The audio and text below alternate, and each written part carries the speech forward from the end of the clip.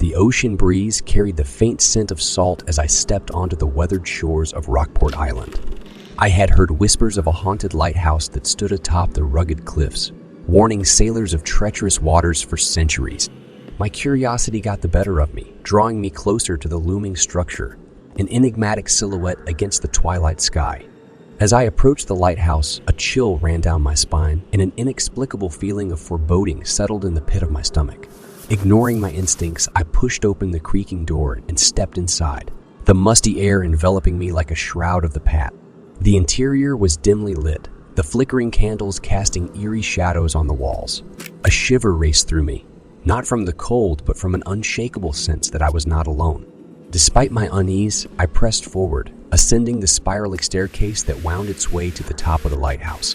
With each step, the air grew thicker, charged with an energy that seemed to hum in my ears. As I reached the lantern room, I gasped at the breathtaking view of the stormy sea crashing against the cliffs below. But my awe quickly turned to horror when I noticed the figure standing in the corner.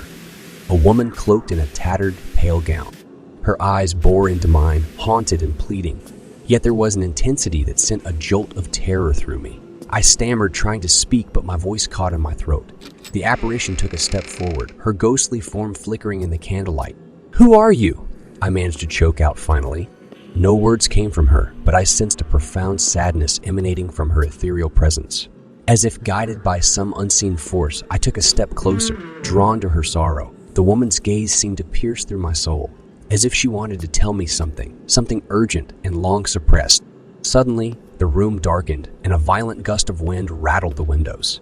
The candles flickered and extinguished one by one, leaving only darkness in their wake. Panic surged through me, and I stumbled backward, trying to find the staircase in the black void. "Leave this place."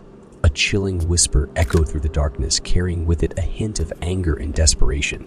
I fled down the stairs, the wind howling around me like the anguished cries of lost souls. My heart pounded, and I fought the urge to look back. With trembling hands, I reached the ground floor and stumbled out of the lighthouse, gasping for breath. Once outside, the storm raged on, rain lashing against my face like icy needles. As I glanced back at the haunted lighthouse, a single light glimmered from the lantern room, cutting through the storm's fury like a beacon of shadows. Unable to shake off the encounter, I sought out the island's locals to learn about the lighthouse's haunted past. They spoke of a tragic tale from a bygone era, when the lighthouse keeper's daughter, Isabella, fell in love with a dashing sailor who visited the island. Their love was forbidden, and Isabella's father forbade her from seeing him. But the heart wants what it wants, and Isabella continued to meet the sailor in secret. Their clandestine rendezvous came to an abrupt end when the sailor's ship was caught in a vicious storm. The lighthouse keeper, consumed by rage, refused to light the beacon that could have guided the ship safely. The sailor's vessel crashed against the unforgiving cliffs, claiming the lives of everyone on board, including Isabella's lover. Racked with guilt and grief, Isabella climbed to the top of the lighthouse and leaped into the raging sea below, her spirit forever trapped in the place where her heart had been shattered.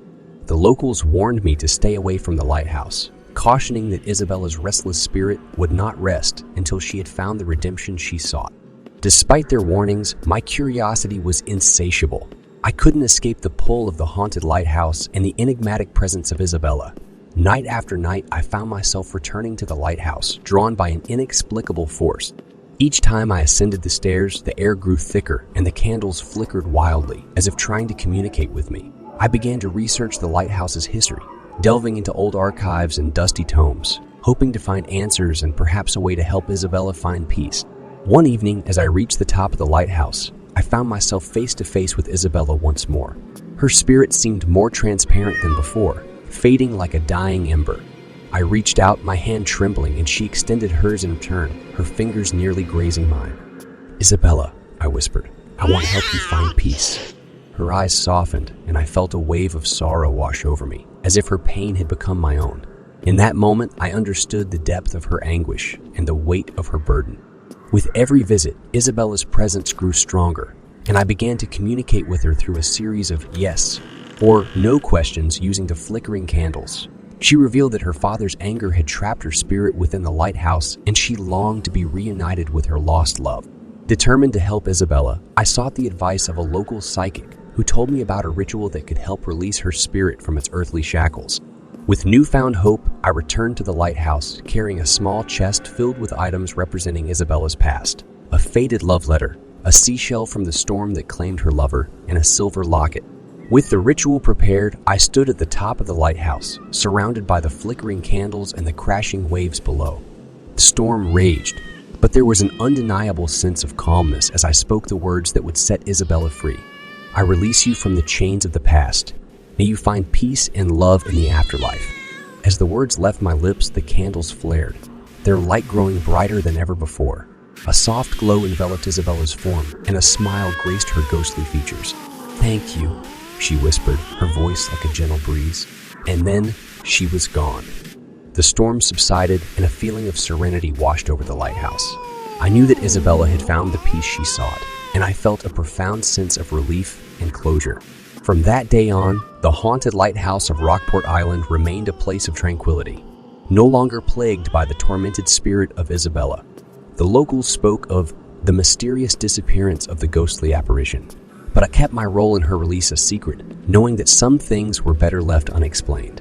As for me, I left the island with a sense of wonder and awe, forever changed by my encounter with the haunted lighthouse and the bittersweet tale of Isabella's lost love. The memory of her sorrowful eyes and the enduring power of love lingered with me, a reminder that the human heart's longing could transcend even death itself.